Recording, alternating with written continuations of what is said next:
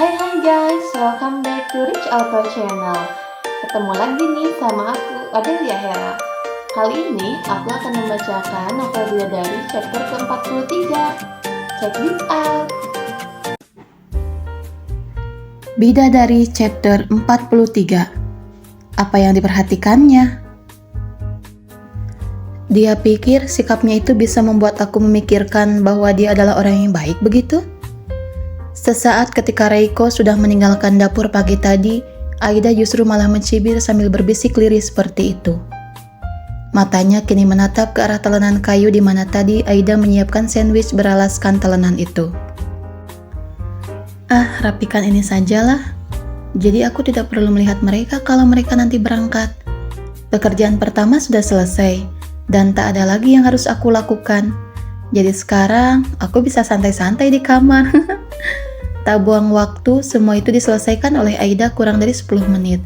Sehingga dengan cepat dia bisa melesat ke dalam comfort room-nya dan mulai men-scroll handphone, berselancar di media sosial. Tak ada kegiatan pagi itu. Jadi sudah paling benar kalau dirinya mengecek-ngecek media sosial. Karena memang tak ada lagi yang bisa Aida lakukan. Gabut, tak tahu ingin melakukan apa, sampai akhirnya Aida ketiduran sendiri karena bosan. Ya ampun, sudah hampir 9:30, aku benar-benar ketiduran. Aida bukan orang yang suka melihat media sosial lama-lama. Setengah jam tadi dia habiskan untuk melihat-lihat apa saja yang ada di search engine Instagramnya, yang justru membuatnya mengantuk. Astagfirullah, aku tidur pagi hari. Ya, Aida bukan orang yang biasa tidur pagi hari. Karena itu dia mengomel pada dirinya sendiri. Itu adalah kebiasaan yang dilarang oleh ibunya dari kecil. Makanya Aida merasa bersalah. Mungkin pagi hari aku harus membiasakan diriku olahraga atau melakukan sesuatu di kamar ini supaya tidak bosan, pikirnya lagi sambil menuju ke arah kamar mandi. Sholat duha dulu. Biasanya Aida sholat duha itu di sekitaran jam 8-an. Tapi karena kesiangan, ini sudah lewat dari 9:30 dia baru melakukan kegiatan sunnah itu. Aku rasa mereka semua sudah pergi. Daripada nggak ada kegiatan, aku urus dululah rumah ini. Aida tahu apa yang harus dia lakukan. Dia diperintahkan untuk membersihkan rumah, bukan? Ya, karena tidak ada lagi housekeeping. Aida tak buang waktu. Dia keluar kamar untuk bersiap merapikan penthouse 2 lantai itu. Setelah menemukan alat kebersihan, satu demi satu ruangan pun dirapikan oleh Aida. Sudah kuduga, pasti kamar tidurnya lebih mewah daripada kamar yang aku tempati. Tapi aku tidak menyangka kalau semewah ini. Keren banget. Dan itulah yang ada dalam benak Aida ketika dia baru saja membuka pintu kamar Reiko, karena memang dia juga harus membersihkan ruangan itu, bukan? Tempat tidurnya berantakan banget. Dia pasti berzina di tempat tidur itu kan? Menjijikan. Tapi kini arah pandangan matanya menuju ke satu bagian yang membuat dirinya tentu bisa menerka kenapa tempat tidur itu bisa berantakan selimutnya. Sudah, tak perlu berpikir macam-macam. Pekerjaanku masih banyak yang harus diselesaikan di sini, dan bagian lainnya juga secepat mungkin harus selesai. Aida mencoba untuk profesional. Dia merapikan kamar tidur itu. Semua bagian termasuk wardrobe dan kamar mandi, spray berantakan itu pun juga sudah dibereskannya, dengan memberikan satu catatan di tempat tidur. Suatu keadaan yang membuat seseorang yang menyaksikan ini pun penasaran. Apa yang dia tulis di sana? Apa yang dia pikirkan saat masuk kamarku? Tapi bagus sih, aku suruh membersihkan rumah. Jadi dia tahu, aku dan Bi adalah sepasang kekasih yang tidak mungkin bisa dipisahkan. Dan aku tidak mungkin punya rasa padanya.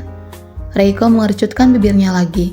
Lagian hanya dongeng fairy tale jika dia berpikir bahwa pria sesempurna aku akan jatuh cinta pada wanita yang banyak cacatnya seperti dirinya. Reiko sudah menentukan lagi kemana arah pikirannya melaju di saat dirinya masih menyaksikan siaran di CCTV itu. Tapi bagus juga dia bekerja. Aku tidak melihat dia mengambil sesuatu pun yang dilarang di ruanganku. Dan cukup bersih juga dia melakukan semuanya. Untuk ruangan pribadinya, Reiko berbeda dengan orang-orang pada umumnya, yang memilih tidak menaruh perekam dan membuat semua yang ada di dalam sana privasi. Karena banyak barang-barang privasi di dalam ruangan pribadinya, dan dia bukan orang yang bisa membersihkan apartemennya sendiri, maka dia sengaja menaruh CCTV untuk memastikan semua orang yang bekerja di tempatnya tidak melakukan sesuatu yang dilarang hukum. Termasuk sekarang, dia mengamati secara rinci yang dilakukan Aida. Dia bahkan tidak melirik pakaian-pakaian milik B seperti keseringan housekeeping melakukannya. Mereka seperti tertarik dengan pakaian-pakaian itu, dan bahkan pernah aku mergoki mereka mencobanya. Ya, Reiko juga pernah memecat seorang housekeeping yang dengan lancang mencoba pakaian wanita yang dicintainya.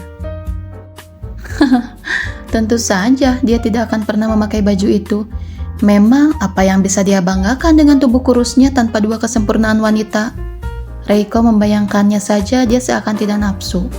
Malah membuatnya geleng-geleng kepala sambil bergidik.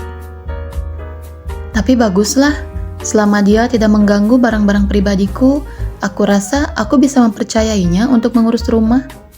Untuk yang satu ini dia berhasil, tapi aku akan tetap memantaunya setiap hari. Karena aku tidak tahu apa dia akan tergoda nantinya untuk mengambil sesuatu atau tidak. Mata Reiko saat ini terlihat begitu serius ketika bibirnya berucap lirih kalimatnya tadi. Apa yang dia perhatikan dari lemari bukuku?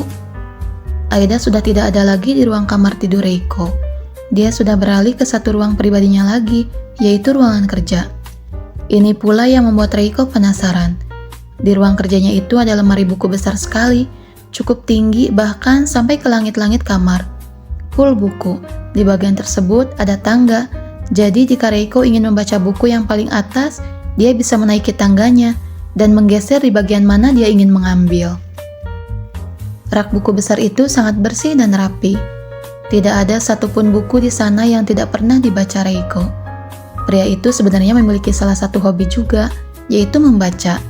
Dan semua itu adalah kumpulan koleksi buku yang dia suka. Makanya, dia penasaran dengan Aida yang memasuki ruang kerjanya. Justru hanya memandang rak tersebut. Aku pikir dia ingin mengambil bukunya. Ternyata hanya ingin memandangnya. Apa dia pikir aku ini adalah orang yang pintar dengan bacaan buku sebanyak itu? Narsis dikit boleh lah ya. Lagian tidak ada yang mendengar apa yang dikatakan Reiko kecuali dia sendiri. Dan ini juga yang membuat dirinya senyum-senyum. Sialnya, aku tidak tahu apa yang dia katakan di sana. Dan aku tidak tahu apa yang ada di dalam benaknya. Apa dia sedang merencanakan sesuatu kah? Reiko tak tahu, tapi dia penasaran sungguh apa yang ingin dilakukan Aida tadi. Harusnya dia tertarik dengan laci meja kerjaku dan apa yang ada di meja kerjaku. Tapi dia sama sekali tidak menyentuhnya selain mengelap meja tersebut, lalu menyedot debu bagian lainnya, dan keluar setelah urusannya di sana selesai. Aida memang tidak tertarik apapun di dalam ruangan itu kesannya. Setelah urusan selesai, dia keluar begitu saja. Hei, apa-apaan dia? Mata Reiko terbelalak kala itu, sambil wajahnya terlihat kesal. Kenapa dia masuk kamar dan tidak membersihkan bagian nature space? Gimana nih? Karena kali ini Reiko nonton CCTV ya guys. Terus ikutin kisah selanjutnya. Jangan lupa like, komen, dan subscribe ya guys. Bye-bye.